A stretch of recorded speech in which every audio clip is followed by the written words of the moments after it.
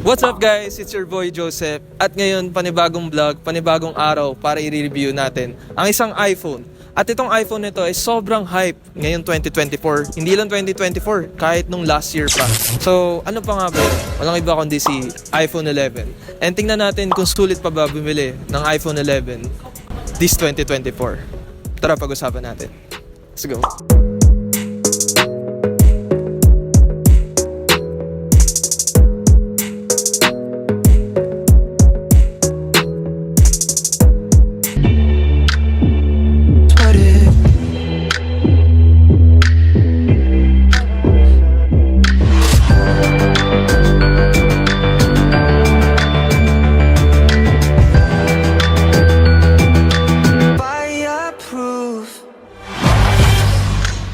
So yun nga guys, pag-uusapan natin ang isang iPhone na way back pa ni-release 2019 and tingnan natin kung ano pa ba, kamusta pa ba ang performance nito this 2024.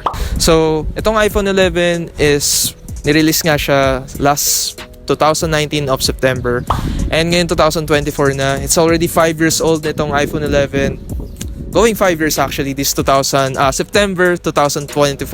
So guys, pag-uusapan natin ang iPhone 11 sa 5 categories. So una dyan is ang kanyang build quality. Pangalawa, ang kanyang performance. Pangatlo is battery condition. Pangapat is camera. And panglima is ang kanyang pricing. So let's go. So yun nga guys, so unang pag-uusapan natin about dito sa iPhone 11 is ang kanyang build quality. iPhone 11 is made of aluminum frame, glass back. Ayan.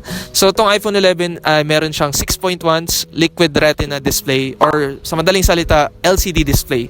So for this 2024, build quality niya nga is aluminum frame. Hindi siya stainless steel kagaya ng nasa 11 Pro or sa lahat ng mga Pro version except sa mga 15 Pro at 15 Pro Max kasi titanium na yun. Pero yun nga, aluminum frame siya, hindi siya stainless steel, tapos glass back siya. So, ayan. As you can see guys, medyo smudgy siya or madali siya makapitan ng fingerprint. 2024, aluminum frame, tapos glass back. Is it still good? I think yes for me. Yeah, definitely. Kasi yung tao naman, lalagyan naman ng case to. So, hindi naman nagmamatter kung saan pa yung build quality nito. Basta, meron kang logo na Apple. Ayan. Diba? So, for me, build quality, is it check? Yes. Yes na yes pa rin ako. Alright guys, so ngayon, pag-uusapan naman natin sa part na to is ang kanyang performance. So itong iPhone 11 guys is powered by the A13 Bionic chip, which is for this standards still very powerful. Yes, I could say still very powerful siya. Bakit? Kasi kung bibili ka man lang mid-range Android, naka mid-range or yung processor nun hindi pa pang flagship. Pero ito guys, flagship na yung processor nito. And napakalakas pa rin nito. Na-test ko na rin siya sa mga gaming, 'di ba? Okay na okay pa rin siya sa gaming, especially COD, 'di ba? And alam mo kahit sobrang tagal na nito, like yun nga maglililimang taon na. Yun ang kagandahan kay Apple sa ecosystem nila. Grabe. Yun din ang isa sa mga binabayaran nyo is yung kanilang chipset. So yeah, parang tayong papatay na ng computer. Pero yun, sobrang solid pa rin ng A13 Bionic chip for this 2024 and yeah, it's still a yes for me. Alright guys, ngayon naman sa part na to ay pag-uusapan natin walang iba kundi ang battery condition ng iPhone 11. So, like I've said guys, nirelease to way back 2019 and ngayon is 2024, turning 5 years old na tong iPhone 11. Buti pa ito magpa 5 years kayo ba? Hanggang kailan lang kayo? Charot.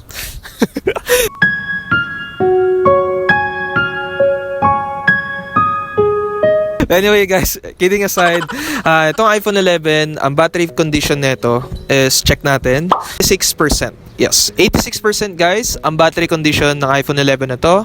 So, kung tatanungin nyo ako guys, kung worth it pa ba bumili ng iPhone 11, in terms of battery condition, I would say it depends. Depende siya sa makukuha nyong unit and sa condition ng iPhone na kukunin nyo. Of course, kung bibili kayo sa mga marketplace, sa mga, alam nyo yun, dun sa tao, doon kayo bibili.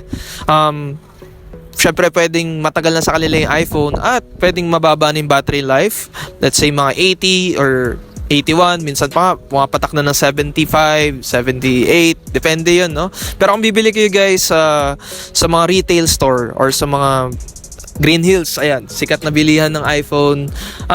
Depende pa rin yun kasi pwedeng yung mabili yung iPhone is maganda ang kanyang battery condition, like hindi siya naggamit or pwede namang na-boosted. So, just to let you know guys, ingat lang kayo sa bibilin yung iPhone, lalo na kung 100% tas second hand. Medyo magkaroon tayo ng konting awareness doon kasi pwedeng boosted na yung battery, hindi totoong battery life. I would suggest na ipa-3U tools nyo yung iPhone 11, especially kung second hand man bibilin nyo, pa-3U tools nyo para makita nyo yung totoong battery life. Chinek natin ang statistics ng iPhone 11 na to, tumatagal siya ng 7 hours. Ayun.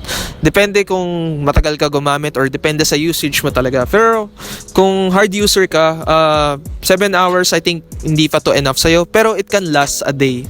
Is it good pa ba bumili ng iPhone 11 in terms of battery condition? I would say, yun nga, it depends talaga. So, ingat lang kayo kung bibili kayo. Alright?